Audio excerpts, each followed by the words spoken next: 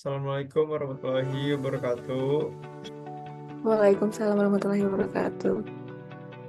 Selamat malam semuanya. Terima kasih sudah menyempatkan waktunya untuk menghadiri Google Meet pada malam hari ini. Pada kesempatan kali ini saya akan menjelaskan mengenai antropologi prasejarah, yang dimana antropologi prasejarah ini merupakan cabang ilmu yang mempelajari kehidupan manusia sebelum adanya catatan tertulis, yang berfokus utamanya adalah rekonstruksi berbagai aspek kehidupan manusia purba melalui analisis peninggalan material seperti artefak, ekofak, dan fitur. Tujuannya adalah memahami perkembangan budaya, adaptasi teknologi, serta interaksi sosial dan ekonomi masyarakat prasejarah dalam konteks waktu dan ruang tertentu. Kemudian, menurut beberapa ahli, definisi antropologi prasejarah itu yang pertama dari Robert H. Lowy menyatakan bahwa antropologi prasejarah adalah studi tentang manusia sebagaimana ia hidup sebelum catatan tertulis dimulai. Ini ditulis dalam bukunya yang berjudul History of Ethnological Theory. Ini untuk perbedaan antara para ahli. Robert H. Lowy ini berfokus pada masa sebelum ada tulisan, menekankan rekonstruksi kehidupan manusia melalui peninggalan non-dokumenter. Kemudian yang kedua ada Paul Bahn yang mendefinisikan antropologi prasejarah, mengambil data dari arkeologi untuk memahami evolusi budaya dan sosial masyarakat manusia awal. Ini menekankan bahwa hubungan antara arkeologi dan evolusi budaya dan melihat perkembangan masyarakat awal dari sisi sosial dan simbolik. Kemudian untuk Brian M. Fagan menyatakan bahwa arkeologi antropologis menyelidiki masa prasejarah untuk menjelaskan asal-usul dan perkembangan budaya kuno. Ini ditulis dalam bukunya yang berjudul People of the Earth. Ini menitik beratkan pada asal-usul budaya dan menggunakan pendekatan arkeologis untuk menjelaskan dinamika masyarakat prasejarah.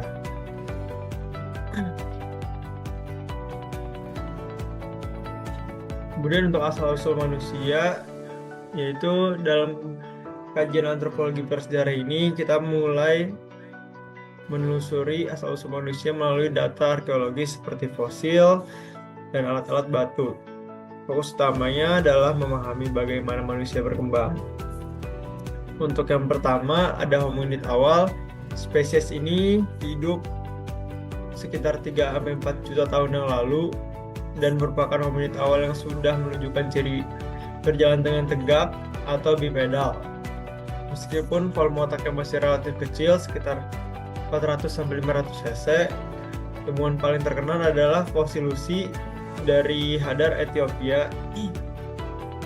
Ciri bipedalisme ini jadi penting karena menunjukkan perubahan biologis utama yang membedakan manusia dengan primata lainnya. Ini adalah contoh gambar dan struktur tulang kepalanya untuk hominid awal atau Australopithecus afarensis. Kemudian yang selanjutnya ada Homo habilis. Ini muncul sekitar 2,4 juta tahun yang lalu. Homo habilis ini menandai era awal penggunaan alat batu. Volume otaknya lebih besar dibanding Lucy, yaitu 600 hingga 700 cc, dan mereka dikenal menggunakan alat batu kasar.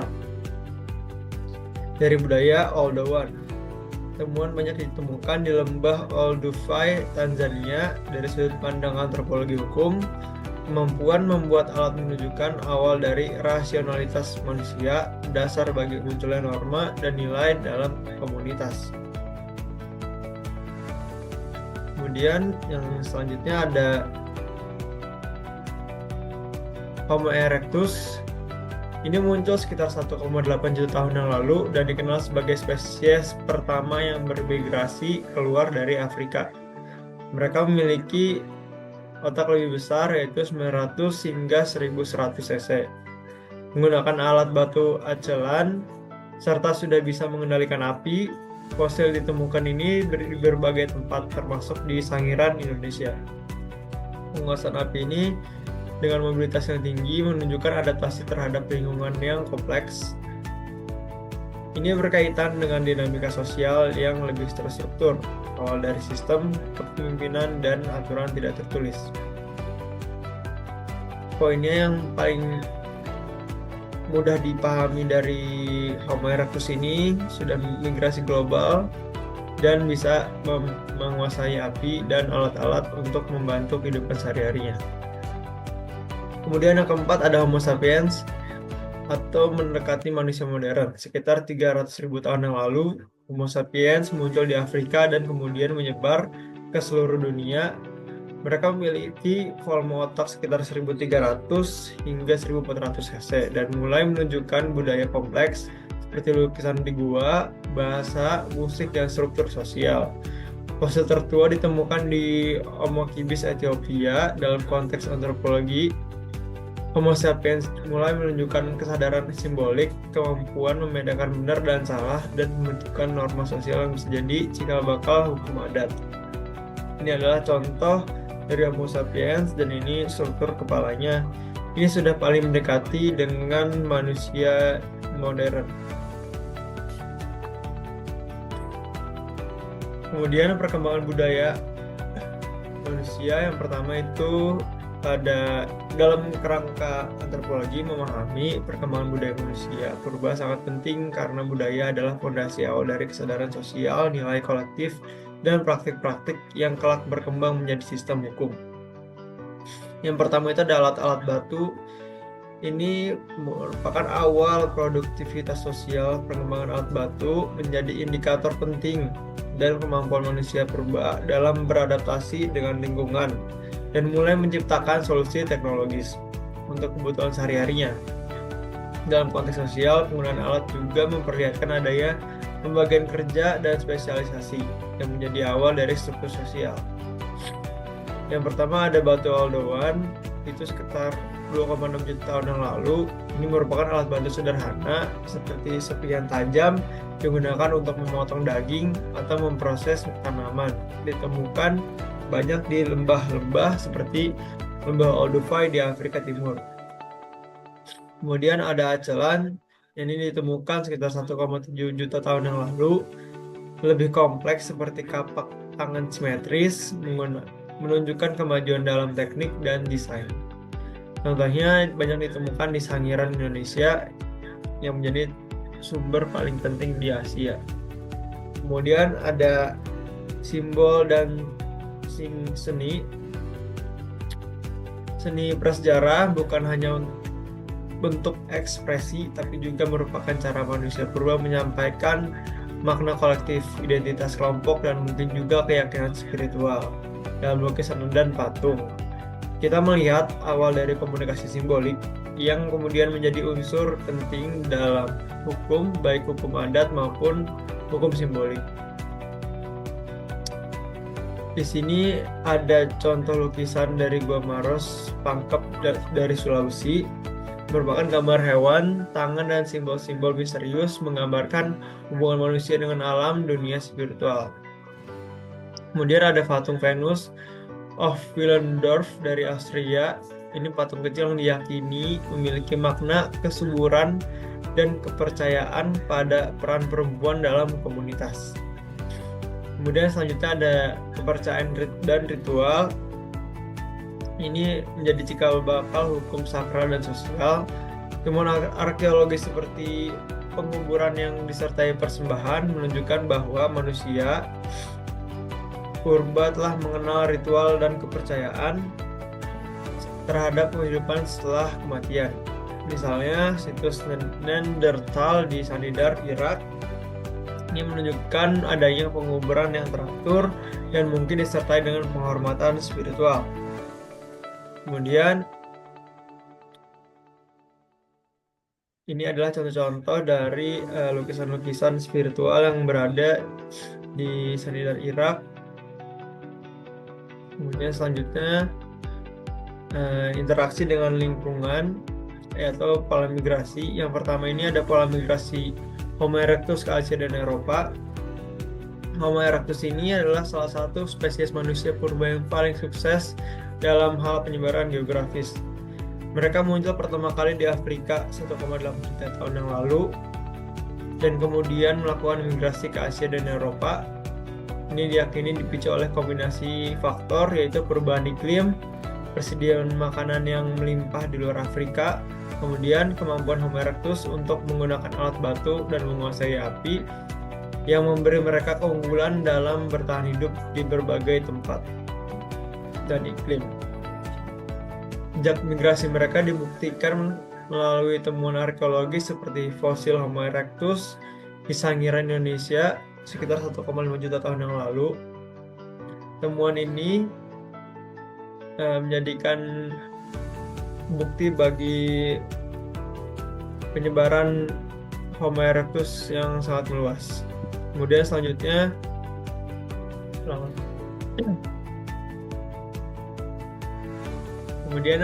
ada migrasi Homo sapiens ke Australia dan ke Amerika. Homo sapiens atau manusia modern muncul di Afrika sekitar 300.000 tahun yang lalu dan mulai bermigrasi ke luar benua tersebut sekitar 70.000 tahun yang lalu. Pola migrasinya lebih kompleks dibandingkan Homo erectus. Yang pertama ke Australia, ini sekitar 50.000 tahun yang lalu. Karena benua Australia tidak terhubung langsung dengan daratan Asia, migrasi ini menunjukkan kemampuan Homo sapiens untuk menyeberangi perairan menggunakan rakit sederhana. Bukti kehadiran awal ditemukan di situs Lake Mungo, Nawalabila. Ini adalah fotonya. Kemudian yang ke Amerika, manusia pertama kali mencapai benua Amerika melalui jembatan darat Beringia menghubungkan Siberia dan Alaska. Selama zaman es, sekitar 15.000 sampai 20.000 tahun yang lalu, bukti arkeologis ditemukan di Clovis, New Mexico, dan Monteverde di Chili. Dan selanjutnya, pemanfaatan sumber daya alam. Kemampuan yang pertama itu ada penggunaan api. Kemampuan untuk menguasai api adalah satu pencapaian terpenting bagi manusia purba. Ini dapat digunakan untuk memasak makanan yang meningkatkan gizi dan risiko penyakit dari daging-daging yang tidak baik atau mentah. Kemudian dapat menghangatkan tubuhnya, menjauhkan hewan buas, dan menyediakan cahaya saat malam hari. Kemudian pemanfaatan tanaman dan hewan untuk makanan. Manusia purba mulai memahami ekologi sekitar mereka. Mereka mengumpulkan buah, umbi-umbian, dan tanaman liar. Mereka berburu hewan kecil dan besar. Contohnya ditemukan di Gua Braholo di Yogyakarta, di mana arkeologi menemukan sisa tulang hewan buruan seperti babi hutan dan rusa, sisa tanaman, arang, dan peralatan batu yang menunjukkan kegiatan subsisten yang kompleks. Kemudian selanjutnya ada adaptasi terhadap perubahan iklim. Ini perubahan alat dan strategi berburu selama zaman es ini dilihat sebagai adaptasi dari manusia purba untuk perubahan iklim. Karena selama zaman es itu atau periode glasial, iklim menjadi lebih dingin dan tidak biasa bagi manusia purba. Namun hewan besar seperti mamut, bison, dan rusa besar menjadi target buruan utama mereka. Manusia purba mengembangkan alat batu yang lebih kompleks dan tajam seperti pisau batu, alat serut, dan ujung tombak yang ada di foto-foto tersebut. Contohnya di Eropa, budaya Aurignacian dan Gravensian yang ditandai dengan alat-alat batu yang halus dan seni dalam gua. Kemudian transisi ke masa sejarah. Transisi dari masa prasejarah ke sejarah ditandai oleh revolusi Neolitik, yaitu perubahan besar dalam cara hidup manusia dari pemburu mengumpul menjadi masyarakat yang menetap dan bercocok tanam. Yang pertama ada revolusi Neolitik, titik balik sosial dan ekonomi. Sekitar 10.000 tahun yang lalu, manusia mulai mengembangkan pertanian dan beternak, terutama di wilayah Levant, Timur Tengah. Tanaman seperti gandum dan barley didominasikan, begitu juga hewan seperti sapi dan kambing.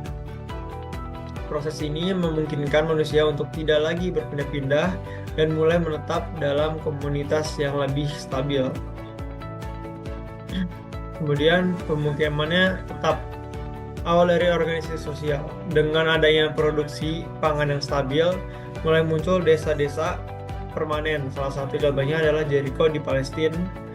Salah satu pemukiman tertua di dunia sudah memiliki struktur pertahanan seperti tembok dan rumah permanen. Contohnya ada di foto-foto tersebut. Kemudian perkembangan teknologi, yaitu alat produksi dan simpanan. Teknologi berkembang seiring kebutuhan penyimpanan hasil panen dan mengelola sumber daya. Manusia mulai memproduksi tembikar untuk menyimpan makanan, dan seiring waktu masuk ke zaman perunggu dan zaman besi dengan pembuatan alat logam yang meningkatkan produktivitas dan pertahanan. Kemudian selanjutnya munculnya peradaban awal, kota, hukum, dan tulisan. Dengan semakin kompleksnya kehidupan, muncullah kota-kota besar seperti Mesopotamia dan Mesir kuno. Disinilah muncul sistem tulisan seperti cuneiform yang ada di foto tersebut. Itu adalah tulisan zaman masuk ke zaman sejarah yang ditemukan di Mesir kuno, yang bisa disebut juga tulisan hieroglif Mesir. Jadi revolusi Neolitik ini membawa manusia ke fase sejarah di mana munculnya pertanian, pemukiman tetap, teknologi, dan kota mendorong lahirnya struktur sosial yang lebih modern. Sekian, terima kasih. Apabila ada yang ingin bertanya, saya persilahkan. Baik, izin bertanya. Tadi kan disebutkan kalau Homo erectus itu udah kenal api. Kira-kira apa sih bukti bahwa Homo erectus itu udah mengenal api? Oke. Nih, kita lihat dari sebentar.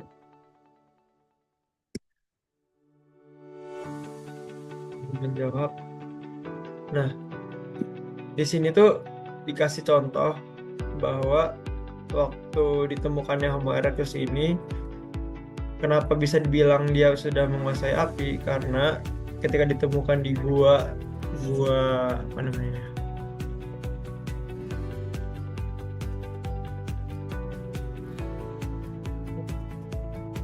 Di suatu gua itu ditemukan di tulang-tulangnya itu, di fosil-fosil itu ada abu-abu api gitu. Makanya namanya ilmuwan-ilmuwan yang menemukannya menyebutkan bahwa Homo erectus ini sudah menguasai api. Seperti itu, Anggia. Baik, terima kasih.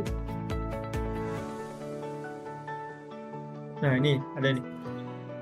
Bukti arkeologis seperti abu dan sisa pembakaran ditemukan di beberapa situs Homo erectus seperti yang ada di Zuccotian. Ini tuh fotonya ini yang dari Zuccotian, Tiongkok. Hal ini menunjukkan bahwa mereka tidak hanya menggunakan api secara alami, tapi kemungkinan juga bisa mengelolanya. Seperti itu. Aman ya? Oke, aman. Terima kasih. Oke, terima kasih. Mungkin sekian untuk pemaparan saya dan diskusi malam hari ini. Terima kasih atas waktunya. Mohon maaf bila ada penjelasan yang kurang jelas. Sekian, terima kasih. Wassalamualaikum warahmatullahi wabarakatuh.